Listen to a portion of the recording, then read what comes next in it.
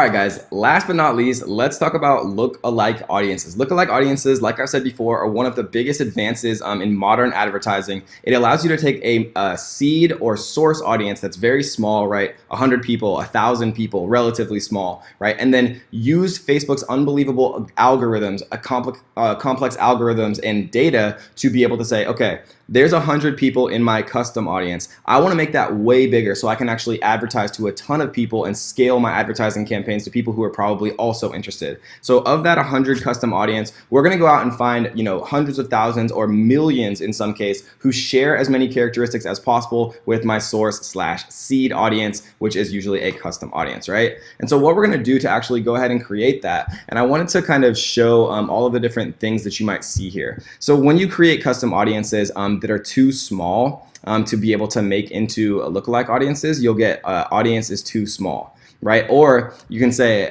it'll say ready right here, or it'll say populating. And when you have a lot of data, like if I did, for example, a custom audience of all of my website traffic in the last month, since it's like, over 100,000, it can take a couple of hours, even sometimes overnight, for Facebook to actually populate that, because it has to go out and match all of those people's pixel ID to their user ID to their Facebook accounts to be able to let you actually advertise to them. Right? And so we're going to create an audience here, and instead of choosing custom audience how we have been, we're going to choose a lookalike audience. And lookalike audience, it kind of looks like this, right? Find new people on Facebook who are similar to your existing audiences. All right, and that's a great way to kind of describe it in a simple way. Find new people on Facebook who are similar as possible to your existing audiences. Existing, in this case, being our custom audiences. So you can choose either a custom audience or a page here. So what we can do is we can choose, we can choose one of my pages here. We can choose one of my custom audiences. We see them all kind of populate here for us to be able to make lookalike audiences from. Right, and so we can create a lookalike audience from anything that we just did, but let's go ahead and choose the order but not thank you page, because that one was actually large enough. And sometimes it does allow you to make lookalike audiences from these that it says are too small, like the top 25% of website traffic it says is too small, but it allows me to actually create a lookalike audience from it. Let's see if it lets me actually finish this. Sometimes it allows you to do it, but then you just won't get, the impressions that you want and things like that. But it might. Okay, so it is letting us do it. We'll see if it actually populates. But either way, you want to create lookalike audiences with enough source data to actually create an accurate lookalike audience, right? Because the more source data, the more seed data, the more people in your custom audience, for example, the more accurate your lookalike audience will be, and then the more profitable your campaigns will be using that lookalike audience. Right, and so the order but not thank you page, we see that one right here, 1,700 and ready. 1,700 is enough source data to actually make it work. 100 is like the bare minimum. I like to have 1,000 people in my source data, right? 1,000 impressions, 1,000 people who visited my website, 1,000 people who engaged with my Facebook, right? 1,000 people in our source audience to create a lookalike. So we're going to choose the order page but not thank you, which is right here.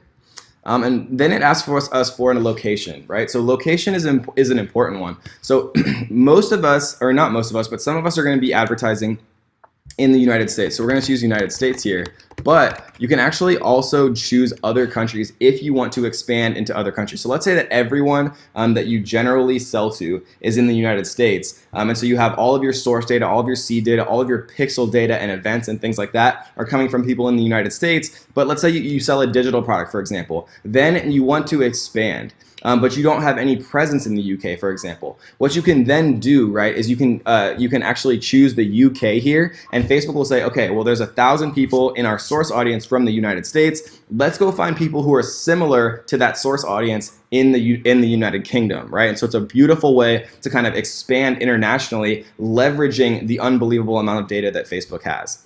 So we're just going to choose the United States here. And something that I do want to note, you have to have at least 100 people in your seed audience to make this work sometimes, especially with Facebook pages. So like if you try to do a Facebook page as your source and then the location as like Zimbabwe or like some kind of smaller country or a country that doesn't have as many Facebook users, it's not going to let you do it.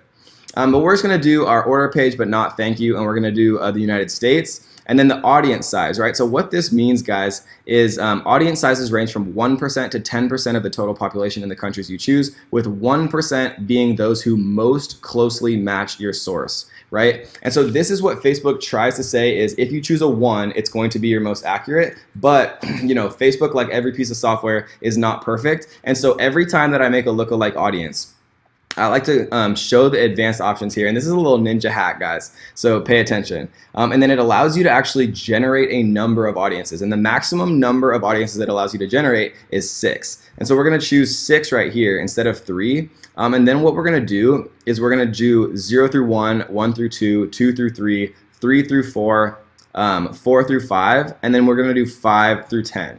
Right, so now we're going to generate 6 different audiences here, and then we can split test all 6. And what you'll find, guys, is the 1, right, which is technically, according to Facebook, supposed to be the most accurate, is not always going to give you the best results. I've had times where like my 2 through 3 has performed 10 times better than my 0 through 1. And that's just, it's just the chaos theory, right? Facebook, and no piece of software is perfect. What makes you successful on Facebook, like I have said again and again and again, is testing, testing, testing. So the more split tests that we can do with all of these different audiences, the more audiences that we can test to see what's working, the better, right? And so what we're going to do is we're going to hit create audience, and then Facebook is going to perform some unbelievably complicated kind of algorithmic stuff in the background, and then all of a sudden it's going to create these lookalike audiences. And then when we go to create our advertisement, all we have to do is select this specific lookalike, and we are ready to go, guys. So I hope you enjoyed that one. That is lookalike audiences.